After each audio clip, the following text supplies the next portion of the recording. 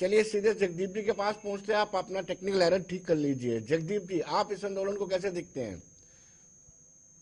जी विनोद जी, आभार। अभी जो भाजपा के मेरे मित्र बात कर रहे थे, अभी चश्मा इन्होंने उतार लिया। मैं अनुरोध करूंगा, इससे थोड़ा साफ दिखेगा।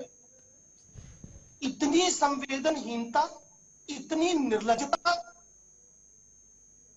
बड़ा करुणामय ये आंदोलन है। और किस तरीके से इन्होंने अपनी बात रखी, मेरा मन जो है वो इतना व्यथित हो गया इनकी बात सुनकर कि मुझे शब्द नहीं मिल रहे कि आखिर में इनको कहूं तो क्या कहूं।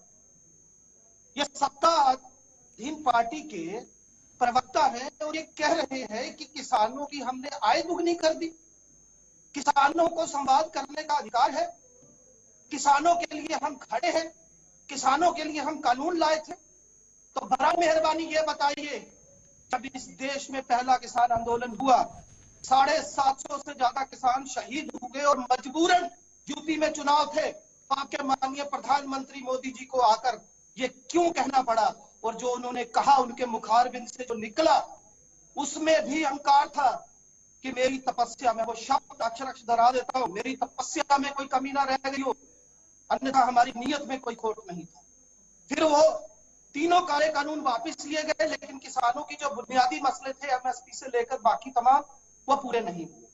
संवाद की बात करते हैं, मुझे बताएं, पहले इनको कहा गया किसानों को कि आप बराए मेहरबानी अपने ट्रैक्टर ट्रॉलीज और अपनी गाड़ियां लेकर ना आए, आप सार्वजनिक वाहनों से आ जाए दिल्ली। जब वहां पहुंचने की बात आई तो फिर उनसे आइडेंटिटी कार्ड प्रूफ मांगे जाने लगे। अरे कम से कम उस बुजुर्ग का लिहाज किया होता। 6 बहनों का इकलौता भाई है किसान नेता डल्लेवाल। मैं सलाम करता हूं ऐसे लोगों को, उनकी जिंदादिली को, जिन्होंने ये तय कर लिया कि जब तक इंसाफ नहीं मिलेगा।